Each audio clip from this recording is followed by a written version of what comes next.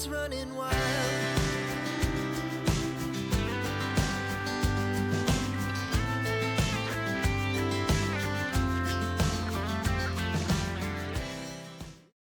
Salutare și bine v-am găsit la un nou vlog, de data aceasta cu o serie de impresii și de concluzii despre ceea ce am învățat în ultimele 9 luni de călătorit. A fost 9 luni consecutive în care am locuit în diferite orașe din Turcia și Georgia și am vrea să împărtășim cu voi ce am învățat și cum au fost aceste experiențe, cum ne-au schimbat, dacă ne-au schimbat puțin percepția despre anumite lucruri. Fiecare dintre noi avem o listă cu lucrurile pe care le-am învățat după 9 luni de călătorie. Primul lucru pe care l-am învățat e legat de faptul că nu am nevoie de foarte multe lucruri cu mine. Pe parcursul la 9 luni de zile am călătorit cu un rucsac de 45 de litri și un rucsac mic de 18 litri. Fiecare aveam câte un rucsac în spate și unul în față, dar am zis că pentru o călătorie viitoare aș vrea să plec cu mai puțin bagaj, să vedem dacă reușesc. Mi-am dat seama că ai nevoie de puține lucruri, că oricând poți să-ți cumperi de oriunde, dacă mai ai nevoie de ceva, e suficient să ai niște tricouri la tine, câte o haină mai groasă, încălțăminte care să-ți fie confortabilă, lucruri esențiale de care fiecare are nevoie și mi-am dat seama că și dacă ar fi să trăiesc într-un loc pe o perioadă mult mai lungă de timp, nu mi-aș mai cumpăra așa de multe haine. Și lucruri, da. Când pleci cu un rucsac sau doi, îți dai seama că poți să-ți trăiești viața foarte simplu, cu strictul necesar și că nu mai trebuie să acumulezi atât de multe lucruri care să-ți umple dulapurile. Îți dai seama că ai nevoie de foarte puține lucruri. Asta e... Da, chiar mai puține decât avem noi acum. Da, aș putea să plec cu mai puține lucruri. Chiar vreau să văd dacă reușesc în călătoria viitoare. Bine, ne-am plecat când era iarnă și era firesc că o să avem haine și de iarnă și de vară, plus că am mers în zone de munte, unde aveai nevoie de echipament de munte și nu puteai să pleci doar într-o pereche sandale. Da.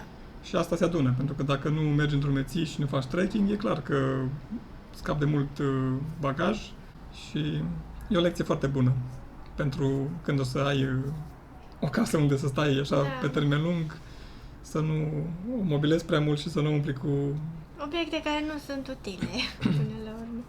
O lecție pe care am învățat-o e că pot să simt energia locului sau a oamenilor dintr-un loc. Adică mi-e foarte ușor să știu dacă aș putea să stau într-un oraș sau într-o localitate sau într-un loc mai mult timp. De exemplu, când am fost în Denizli, eram în al doilea oraș din Turcia și m-am simțit extraordinar de bine. După 2 zile știam că pot să stau acolo încă o săptămână sau o lună sau... Și asta zic și acum, când suntem la finalul călătoriei, spre deosebire de Trabzon, de exemplu, unde după 2 zile simțeam că aș vrea să plec. Da. Chiar dacă nu ne simțeam noi în cea mai bună formă fizică, pentru că am fost un pic răciți atunci sau ceva, nu știu ce s-a întâmplat, dar am mai stat o săptămână în Trabzon și tot aceeași energie era. Deci cumva am dat seama că nu e un loc unde aș putea să mă duc, să trăiesc și nu neapărat că oamenii erau, nu știu, neprimitori sau... Pur și simplu, așa era energia care mi-o transmitea locul respectiv. La fel și când eram în Georgia, Batumi îmi transmitea energie unde nu simțeam că aș vrea să stau mai mult de asta 2 săptămâni și parcă a fost prea mult.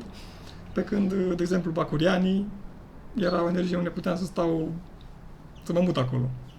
Și asta e o lecție foarte bună pentru că pot să știu repede, într-un timp scurt, dacă mă aflu într-un loc unde mă simt ok, mă simt bine și aș putea să rămân acolo pe termen mai lung. Mi-am dat seama că nu trebuie să vii într-o țară nouă sau într-un loc nou cu prejudecăți, pentru că de cele mai multe ori situația la fața locului e diferită față de ce-ți imaginezi tu sau față de ce auzi din poveștile altor oameni, pentru că fiecare percepe lucrurile diferit. Spre exemplu, în Turcia ne gândeam că poate să avem probleme la nivel de curățenie în cazări, nu a fost cazul, sau poate că ne așteptam să fie mai ciudat într-o țară cu o cultură nouă, dar ne-am simțit foarte bine, chiar dacă era totul foarte diferit de ce eram noi obișnuiți să vedem. Dacă vii pur și simplu deschis la descoperi ceva nou, fără prejudecăți, fără așteptări, atunci poți fi surprins plăcut și experiența e mult mai frumoasă. Și încă o lecție a fost că în mass media se exagerează de multe ori, se prezintă lucruri care nu neapărat că sunt false, dar nu sunt complete, să zic așa.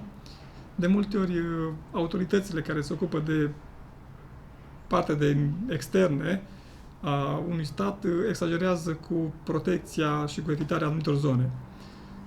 La ce mă refer, când eram în Georgia, primeam săptămânal mesaje pe telefon cu atenționări din partea Ministerului de Externe cu privire la diferite riscuri de călătorie în Georgia și că să evităm călătorile în Georgia. Și noi eram acolo deja de 2 luni. Că mai era un protest în Tbilisi odată la săptămână, nu era nimic major. Adică erau evenimente locale care nu influențau, care nu erau de mare impact. Și de multe ori, când te uiți pe anumite informații și vrei să călătorești într-o țară, informațiile respective te fac cumva să te sperii, să eviți respectivele țări, după care poți să mergi în țara respectivă și să afli că de fapt, sau să observi că de fapt la fața locului nu e nimic riscant sau periculos. Și din acest motiv am zis că pe viitor o să mă informez doar din anumite surse locale, să zic așa, și să alegem țările unde mergem în funcție de cum simțim, neapărat în funcție de avertizările de călătorie ale unor autorități. După experiențele pe care le-am avut timp de 9 luni, mi-am dat seama că îmi plac mai mult locurile locale decât locurile foarte turistice. De acord. În locurile foarte turistice, atmosfera e așa foarte agitată, parcă și oamenii sunt mai agasanți, toți încearcă să-ți vândă suveniruri, excursii și nu mai simți așa energia locului. În momentul în care te îndepărtezi de zonele turistice, descoperi tu obiective turistice de interes local care poate ți se par mai atractive decât unele foarte mult promovate. Ai o mai mare satisfacție când descoperi un loc din ăsta decât atunci când te duci într-un loc foarte bine promovat și descoperi că parcă se exagerează într-un fel. A fost și cazul cu Oludeniz, când citeam peste tot că e una dintre cele mai frumoase plaje din lume, vedeam pozele alea din dronă, mi se părea că o să ajungem așa într-un paradis. Și când am ajuns acolo, da, am filmat și noi cu drona. Imaginile sunt foarte frumoase și atractive. Dar în momentul în care te așezi pe plajă și intri în apă, îți dai seama că e ca orice altă plajă, nu-i nimic mult mai diferit. Și nu neapărat că ești dezamăgit, dar parcă mai mare satisfacție ai în momentul în care descoperi tu un loc care nu e așa de bine promovat și un loc mai local decât un loc care e atât de intens promovat. Da, asta se întâmplă când se creează prea multe așteptări de la un loc. Adică și la Pamukkale puțin Da, și asta. se promovează atât de mult și în momentul în care mergi acolo îți dai seama că locul arată bine, e impresionant prin modul în care s-a format, dar Nici măcar nu se apropie de pozele pe care le vedem peste tot. Adică poate că a arătat așa într-o vreme sau poate că pozele toate sunt photoshopate, dar nu seamănă cu realitatea. Am învățat că a călători pe termen lung e mai ieftin decât a călători pe termen scurt. Chiar dacă poate nu o să ne credeți, dar da, pare o contradicție, dar... Da. În momentul în care îți închiriezi o cazare pe termen mai lung, primești un preț mult mai bun pentru cazare. În momentul în care îți speli rufele, îți gătești mâncarea, scutești costurile astea pe care poate le-ai plăti într-un resort, scutești toate ieșirile la restaurant pentru că îți gătești acasă. Atunci când mergi în vacanță, logic că vrei să te relaxezi, ieși la restaurant, vrei să-ți cumperi toate suvenirurile posibile. Când călătorești pe termen lung, nu-ți cumperi suveniruri pentru că nu vrei să le carci cu tine, nu vrei să adaugi nimic în plus la bagajul pe care îl ai, nu vrei să carci nimic în plus. Când ești în vacanță, într-un sejur de o săptămână, te duci și în excursiile organizate. În toate, dacă poți. Da. Când călătorești pe termen lung, parcă nu te mai atrag toate excursiile astea organizate și vrei să te bucuri de experiența în sine și să descoperi viața locală, vrei să trăiești mai în tihnă și Să nu alergi. da, să te Să nu bucuri bifezi. să te bucuri de locul respectiv fără să încerci să vizitezi cât mai multe locuri într-un timp scurt. Spre exemplu, poate un sejur de o săptămână ajunge să coste la fel O lună. ca o lună, ca și călător, nu ca și turist. Da, păi dacă, de exemplu, noi vedeam pe Facebook, să zic, că mi-apărea o reclamă la o agenție de turism în România cu sejur circuit în Capadocia, Antalya, Konya și nu mai știu ce mai era, costa 1200 de euro pentru o persoană, cu transport inclus, cazare și mâncare și întreg la obiective. Pe noi ne-a costat 1000 de euro pentru două persoane, timp de o lună. Și am văzut și Konya și Capadocia, nu în același program, adică în aceeași perioadă, dar le-am văzut. Și mult mai am stat 2 săptămâni în Capadocia, practic. Da, asta n-am fi văzut tot ce am văzut noi Da. 2 săptămâni într-un sejur, un circuit, în niciun caz. Da, plus că oboseala care se acumulează într-un astfel de tur organizat în care alergi dintr-un loc în altul și ca să completezi ideea cu faptul că a călătorii pe termen lung e mai ieftin, uneori poate e mai ieftin și comparativ cu a trăi într-o țară unde costul vieții e foarte ridicat. Deci dacă pe noi care am călătorit în Turcia ne-a costat undeva la 1000 de euro pe lună să mâncăm, să avem cazare, să ne deplasăm în diferite locuri și chiar să vizităm anumite obiective, în România cu aceiași bani nu puteam să trăim, să zic așa, în condițiile care le-am avut în Turcia și Da, să facem atâtea lucruri timp de o lună. Pentru că la fiecare cazare am avut uneori 2 camere sau și chiria cu tot, cu cheltuieli, era cât era chiria în România pe lună. Și mi-am dat seama că poate fi o soluție foarte bună, adică nu văd sensul pentru care să locuiesc într-o țară unde să muncesc 12 ore pe zi, 6 zile pe săptămână, ca să am un confort sau să mă bucur de ceea ce vreau să mă bucur, când aș putea locui într-o țară unde să lucrez 4 ore pe zi, 5 zile pe săptămână și să am același confort sau aceleași lucruri de care am nevoie. Și asta e un lucru care mi se pare că e o lecție foarte utilă pentru viitor. Până la urmă, confortul nu înseamnă neapărat... Confortul e mai mult faptul că poți să-ți permiți să ai libertate. Da, și să nu fii presat tot timpul să muncești, să lucrezi, să faci ceva pentru altcineva, să zic, sau să fii mereu presat de diferite activități și poți să ai o viață mai în tihnă, cum ai zis tu înainte. Așa că da, e o lecție foarte importantă și o să vedem în călătoriile următoare cum o să privim această lecție cu costul vieții în alte locuri ale lumii. Și că tot vorbeai de asta, am învățat că acasă e o stare și că nu înseamnă doar un loc. Mi-am dat seama că putem să ne simțim acasă în orice Airbnb pe care îl închiriem, atunci când stăm și gătim împreună și ne spălăm hainele, lucrăm și ne uităm la un film. Sunt lucruri pe care le făceam oricum acasă și nu mi-a lipsit sentimentul ăsta de acasă în 9 luni de zile. Pentru că noi cumva am zis că fugim de rutină, că scăpăm de rutină. Să ieșim din rutină, da. Dar călătorit a devenit o rutină, adică faptul că ne căutăm cazare, mergem la cumpărături, e același program aproape ca și atunci când suntem acasă. Cu diferența că schimbăm cazările foarte des.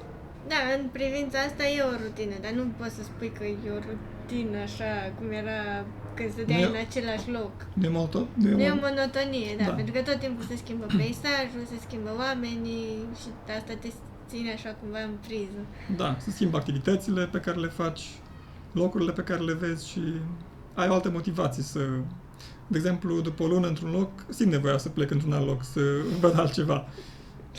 După o săptămână nu neapărat. Dacă stau o lună într-un loc, uneori mă bucur că mă pot relaxa, odihni și nu simt că trebuie să plec mai departe, dar după o lună deja simt că e momentul hai să vedem și altceva.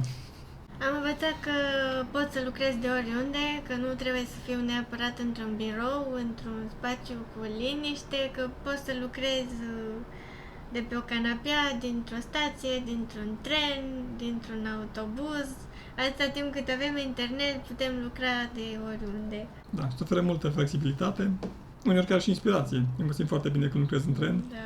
Și în autocar, doar că nu e la fel de confortabil ca în tren, pentru că în tren nu simți așa modul în care se mișcă trenul și e puțin mai liniște. Un lucru foarte important pentru mine și cred că pentru noi e că am descoperit că, în general, oamenii simpli, toți vor să fie liniștiți, fericiți și să-și crească copiii sau să aibă o familie sănătoasă. Adică, indiferent că am mers într-un loc unde era predominant musulmani sau în țară cum era Georgia, unde erau creștini, fiecare vrea pace și liniște și să fie fericit și împăcat. Și atunci ne-am seama că, de fapt, de multe ori conflictele între națiuni, între țări sau între religii, etnii, sunt create mai mult de geopolitică. Pentru că în momentul în care mergi în țară, în comunități, simți că fiecare vrea liniște, adică nimeni nu-și dorește neapărat să apară diferite conflicte de orice natură. Mi-am dat seama că ieșirea din zona de confort, chiar dacă la început poate te sperie și îți creează așa niște frici și sentimentul ăla că nu ești stăpân pe situație, de cele mai multe ori îți dă satisfacție, pentru că eu am devenit mai încrezătoare în mine, mi-am dat seama că sunt ușor adaptabilă în funcție de situații, mi-am dat seama că sunt capabilă să fac lucruri de care nu credeam că sunt capabilă și asta, da, te ajută să fii mai încrezător în tine și îți dă așa o satisfacție. Pentru că, până la urmă, zona de confort poate fi și un loc unde cumva te plafonezi. Când e prea mult confort, e greu să mai ieși de acolo. Pentru că dacă ai un loc unde stai și e confortabil și ai tot ce trebuie la îndemână, nu mai ai motivația de a... Adică de ce ai strica asta, nu? De ce te pune la drum dacă poți foarte bine să stai într-un loc? De ce ai vrea să mergi într-un loc unde lumea nu te înțelege, unde tot e diferit sau foarte multe lucruri sunt diferite? Dar pe de altă parte, când pleci și te întorci acasă de îți dai seama că ești mult mai bogat ca experiență și ca ce înseamnă ieșirea din zona de confort și îți dai seama că poți să schimbi lucruri în viață mult mai ușor. Și pentru a continua, a zice că am descoperit în practică cât e de largă lumea pentru a rămâne într-un singur loc sau pentru a vizita doar câteva locuri în vacanțe. Știam cât e de largă lumea, pentru că, ca și geograf, te uiți de multe ori pe hartă, dar mi-a dat seama că, de fapt, e foarte întinsă numai călătorind în două țări. Asta e un motiv foarte bun pentru a mă gândi că nu aș vrea să trăiesc neapărat toată viața sau o mare parte din viață doar într-un loc. Pentru că e minunat să descoperi locuri noi și mai ales oameni diferiți ca și cultură sau diferiți ca și abordare, de la care până la urmă ai ce învăța. Chiar dacă sunt diferiți, nu înseamnă că ei trebuie să schimbe sau eu trebuie să mă schimb, înseamnă că putem învăța unii de la alții. În momentul în care călătorești, aceste diferențe aproape că dispar. Și când am locuit în Urgup la familia la care am stat acolo, ne-a invitat la ei în casă ca și cum am fi parte din familie și discutam, ei erau musulmani și era chiar perioada Ramadanului și discutam, la noi erau sărbătorile de Paști și discutam fiecare despre tradițiile noastre, obiceiurile noastre și cum fac ei, cum facem noi, că în momentul în care înțelegi cum văd ei lucrurile dintr-o anumită țară, dintr-o dată poți să spui că diferențele sau părerile preconcepute nu mai există. Pentru că dacă știi și cunoști anumite lucruri, îți dai seama că ei nu fac neapărat ceva rău, ci fac ceva diferit de tine, atât tot. După 9 luni de călătorit, mi-am dat seama că atunci când viața nu mai e o rutină, simți cu adevărat că trăiești mai mult și că timpul parcă nu trece așa de repede. Și aici mă refer la momentele alea în care, nu știu, ai fost la birou de luni și dintr-o dată e vineri și te gândești, wow, cum a trecut săptămâna asta. Când viața nu mai e o rutină, te gândești, wow, cât ai reușit să fac săptămâna asta. Da, și mai mult simți că ai trăit fiecare zi. Da, asta e. Adică, N-au trecut pe lângă tine zilele așa, pur și Da. simplu. dacă mă întrebi ce am făcut anul ăsta, în luna mai, în data de, aproape că pot să spun exact. Poate cu 2-3 zile Da. marjă de eroare, în sensul că nu știu exact data. Dar dacă mă întreb ce am făcut acum 3 ani, în data respectivă, o să zic că nu știu exact, probabil că eram acasă la laptop. Și atât. Și, fiecare dacă se întreabă, dacă te întreb ce ai făcut anul trecut în concediu, mai știi exact. Am fost în concediu acolo, am făcut aia și aia.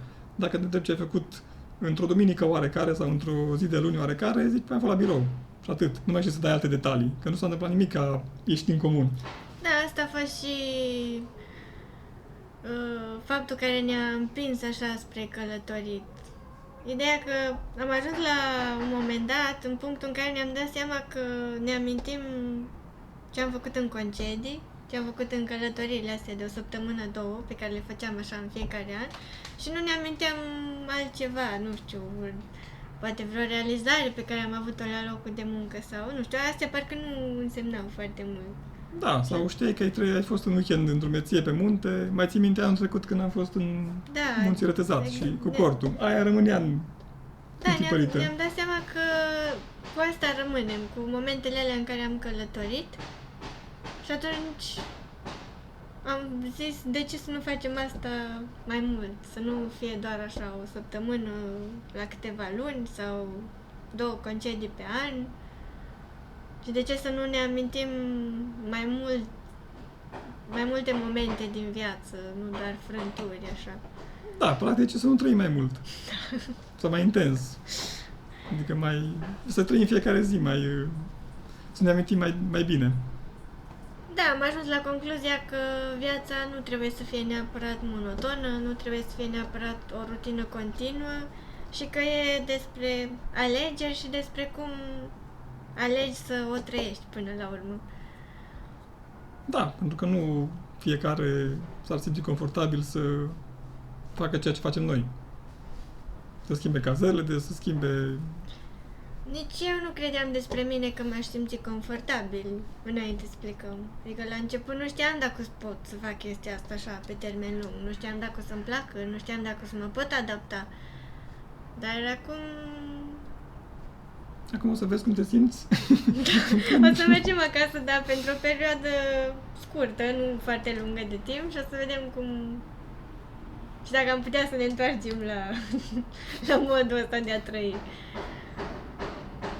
Pentru că devii confortabil cu un anumit mod de viață sau cu anumite lucruri în momentul în care le faci mai des. Da. Pentru că dacă o să călătorim așa încă un an sau 2, o să vezi că dintr-o dată o să fie foarte confortabil să simți cazarea, să te adaptezi într-un nou mediu. Ok, o să apară situații în care, nu știu, mai intervin lucruri neprevăzute și... Da, nu totul e roz întotdeauna, asta e clar, dar face parte totul din întreg și... Și asta e o altă lecție, că nu trebuie neapărat să decurgă lucrurile așa cum vrem noi. Adică dacă, nu știu, ne-am planificat că mergem undeva în anumită zi și dintr-un motiv sau altul nu putem pleca sau se întâmplă să întârzie autocarul, trenul, avionul, nu înseamnă neapărat că e o problemă majoră. Adică ne adaptăm și... Da, și asta e un alt lucru pe care l-am învățat. Poate că dacă am fi fost presați de timp și am fi știut că avem 5 zile la dispoziție să vedem locul respectiv și întârzia autocarul sau zborul câteva ore, ar fi fost tot atât de frustrant încât cu greu ai fi ieșit din starea respectivă, dar acum când călătorești așa pe termen lung, te gândești, bun, hai să ajung la cazare pe lumină, să nu fie... Dacă se poate. Dacă nu... se poate, dacă nu asta e, adică nu mai simți așa frustrările alea din orice lucru care nu iese așa cum te-ai așteptat. Da, pentru că dacă mergi în concediu o săptămână, nu vrei să-ți pierzi măcar 2 zile.